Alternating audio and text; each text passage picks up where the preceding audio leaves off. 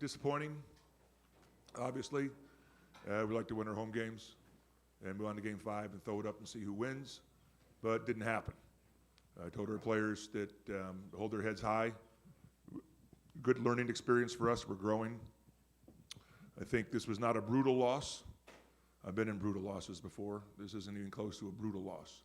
We got beat by a basketball team that out-executed us. They played very well. We made some mistakes, and every time we made some mistakes, they made us pay. And we had our normal bugaboos of too many turnovers. But I was a little disappointed in our defensive breakdown in the fourth quarter.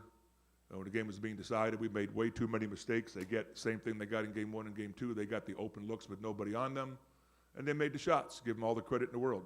That's who they are. That's what they do. We'll get better. Right now, make no mistake, we are a very fine basketball team. We can beat anybody. We'll make some changes. Obviously every team does. We know some pieces that we need, some characteristics that we're looking for on this basketball team going forward. But overall, I'm proud of my team.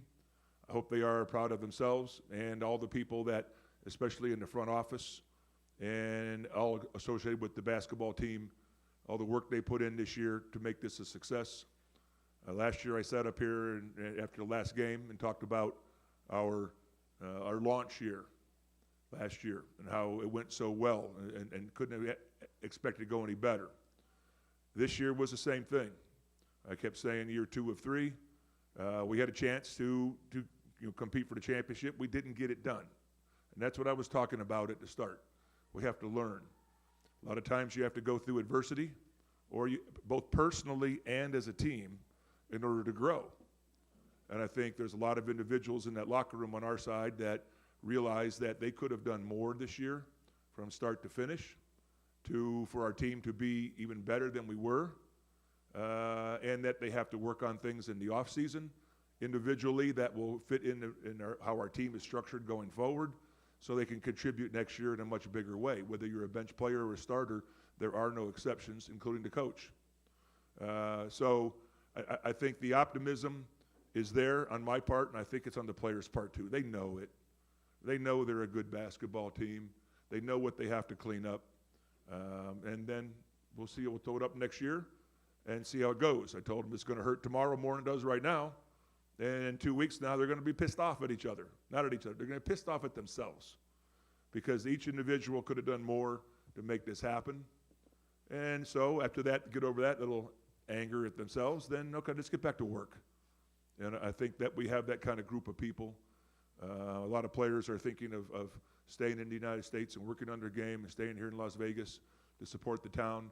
And I want to say especially about our town and our organization, you can't ask for a better situation to be in than I'm in.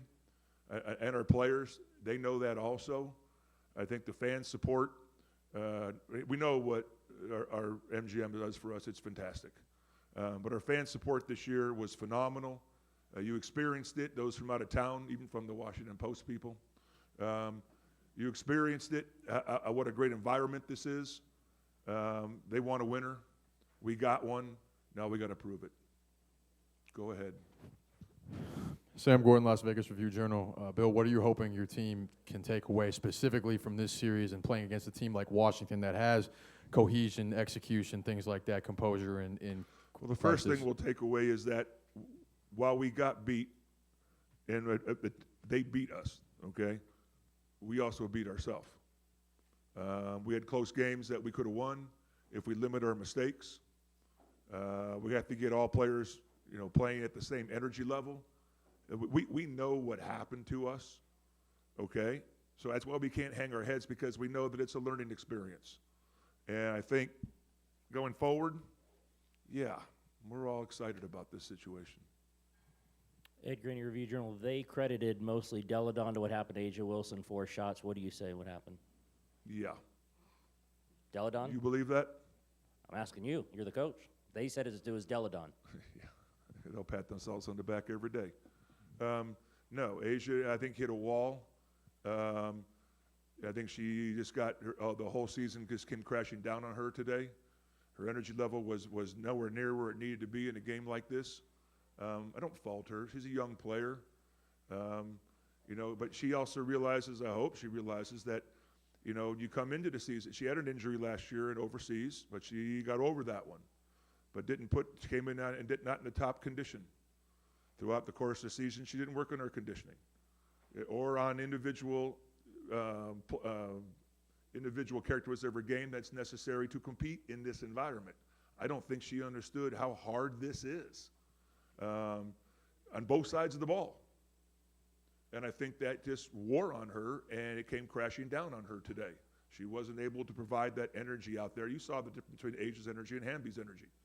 It was like, holy crap. That's why Hamby, I played her all down the stretch, because I needed that energy.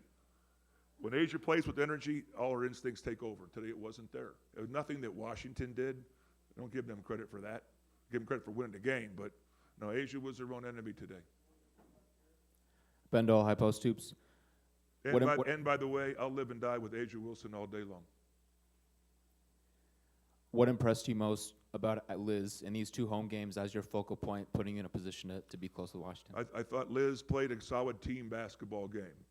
She likes her teammates. She involved her teammates.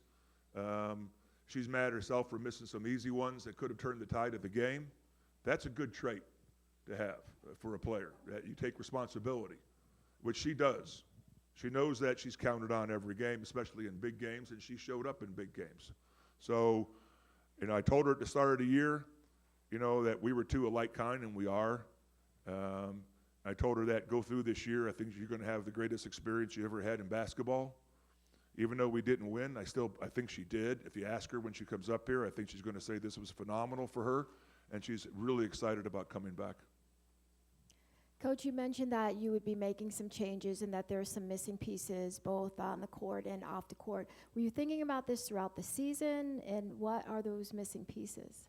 Well, you go in during the season, we were locked up with what we had, so it really wasn't anything that you look in the middle of the season looking for things. We know, as you go through the season, you see your deficiencies, you see where you need help.